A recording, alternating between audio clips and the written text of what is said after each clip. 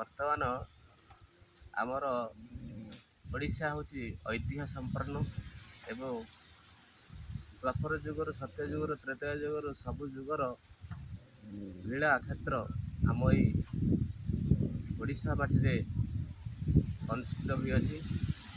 ଯଥା କଟକ ଜିଲ୍ଲାର ନରସିଂହପୁର ବଡ଼ମ୍ବା ନରସିଂହପୁର ବ୍ଲକରେ ଅନେକ ତୀର୍ଥସ୍ଥାନ ଅଛି, ଯେଉଁ ସ୍ଥାନମାନଙ୍କରେ ଦ୍ୱାପର ଯୁଗର କିଛି ରହସ୍ୟ ରହିଛି। ଆପଣମାନେ ଜାଣିଥିବେ ବାଣାସୁର ବୋଲି ଜଣେ ଥିଲା, ତାର ରାଜ୍ୟ ତାର ଗଡ଼ ମଧ୍ୟ ଏଠାରେ ଥିଲା, ରାଜ୍ୟ ଥିଲା, ସେ ଏଠାରେ ଶାସନ କରୁଥିଲା। କିମ୍ବଦନ୍ତୀ ଅନୁସାରେ ଏହି ଜାଗାରେ ସେ ଯେଉଁ ଶିବଙ୍କୁ ପୂଜା କରୁଥିଲେ, ମହାଦେବଙ୍କୁ ପୂଜା କରୁଥିଲେ, ସେ ମନ୍ଦିର ମଧ୍ୟ ଅଛି, ବାଣେଶ୍ୱର ନାସିମ ନାମରେ ପରିଚିତ। ଆମେ ବର୍ତ୍ତମାନ ଜାଣିବା ସେ ଜାଗାର ମହାତ୍ମ୍ୟ କ'ଣ ଅଛି, ତାର କ'ଣ ସବୁ ଅଲୌକିକତା ଅଛି। ଆମର ସ୍ଥାନୀୟ ବାବା କହିବେ, ସିଧାସଳଖ ଆମେ ତାଙ୍କ ପାଖକୁ ନେବା। ମୋର ପରିଚିତ ହେଉଛି ପ୍ରଫୁଲ୍ଲ ଦାସ, ଗ୍ରାମ ଏକଡାଳ, ଆଶ୍ରମ ଏକଡାଳ, କାଦମ୍ବରୀ ଅବଧୂତ ଶୂନ୍ୟ ଆଶ୍ରମରେ ଆମେ ବିଶ୍ରାମ ନେଉ।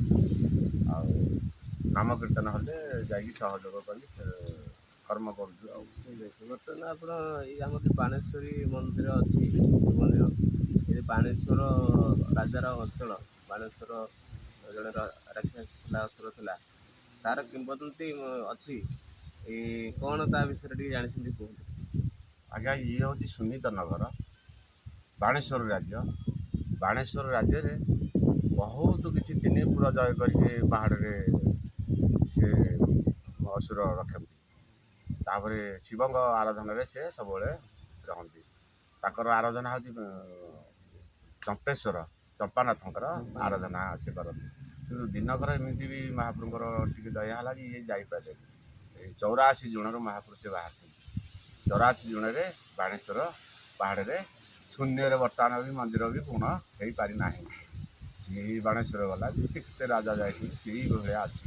ତା ନାଁ ହେଉଛି ହାତୀ ପଥର ବନ୍ଧ। ବାଣେଶ୍ୱର ରାଜ୍ୟର ହେଉଛି ହାତୀ ପଥର ବନ୍ଧ, ନାଁ ହେଉଛି ପଦାଳ।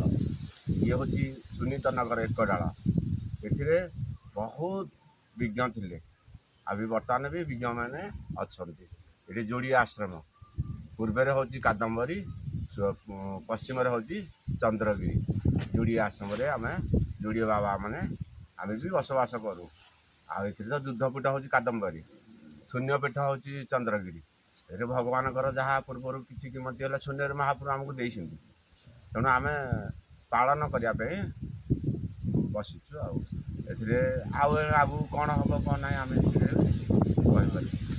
ଆମର ଯେଉଁ ବାଣେଶ୍ୱର ମନ୍ଦିର ଅଛି, ଏଠି ସବୁ ସୁନା ରୂପା ଯାହାକି ରଖା ହେଇଥିଲା, ସେମିତି କିଛି ଲୋକମାନେ ପାଇଛନ୍ତି କି? ସେଥିଯୋଗୁଁ ଆମେ ସବୁବେଳେ ଆଖିରେ ଦେଖିନାହୁଁ। ଯଦି କହୁଥିଲେ ପଦାଳ ଜଣିଏ ପାଇଥିଲା, ଗୋଟିଏ ଇଟା ନା ଯୋଡ଼ିଏ ଇଟା, ସେ ବି ଭୋଗ କରିପାରିଲାନି। ତାପରେ କିମତି ସରକାର ଆସି ନେଇଗଲା ପରେ ପାହାଡ଼ ତଳେ କ'ଣ ଅଛି କ'ଣ ନାହିଁ କେହି ପାରିନି। ବର୍ତ୍ତମାନ ପାହାଡ଼ ଚାରିକର ଆଗ ନିବୁଜ ଜଗୁଆଳି ବି ପ୍ରହର ଦେଇକି ସେମାନେ ଗଭର୍ଣ୍ଣମେଣ୍ଟ ରଖିଛି। ଆଉ ସେଇ ଟାଇମ୍ରେ ବି ରଜାର ଉଆସ କରିକି ଆମର ଭାଗି ଯାଇଥିଲା ବସନ୍ତ ଭୁବନ। ପଦାମଳ ରାଜ୍ୟରେ ହେଉଛି ବସନ୍ତ ଭୁବନ। ରାଜା ବି ନରସିଂହ ଦେବ ସେ ନିଜେ ତାଙ୍କ ପୂର୍ବରୁ ସେ କରି ଯାଇଥିଲେ। ସେଥିରେ ଯେଉଁ କିମତି ଅଛି, ଏ ଘର ବି ଆଜି ଯାଏ ଝୁଲୁଥିଲା, ସେଥିପାଇଁ ଆହୁରି ଘରଟା ମଜବୁତ କରାଯାଇଛି। ତେଣୁ ସେଥିରେ ବି ବସନ୍ତ ଭୁବନ ନାଁ ଅଛି। ପଦାମଳ ହେଉଛି ବସନ୍ତ ଭୁବନ, ଏକଡାଳ ହେଉଛି ସୁନିତ ନଗର। ଏଥିରେ ଭଗବାନଙ୍କର ପାଦ ପଡ଼ିଥିଲା, ଯୁଦ୍ଧ ହେଇଥିଲା। ବାଣାସୁର ସାଥିରେ ଭଗବାନଙ୍କର ଯୁଦ୍ଧ ହେଇଥିଲା ଏଇଠି ସୁନିତ ନଗରରେ। କାହିଁକି ଯୁଦ୍ଧ ହେଇଥିଲା? ଏ ଉଷା ପାଇଁ ପରା, ଉଷାଙ୍କର ଯୋଗେ ଉଷା ଆଣିକି ପଦ୍ମିନ। ଆଚ୍ଛା, ଆଉ ଆଉ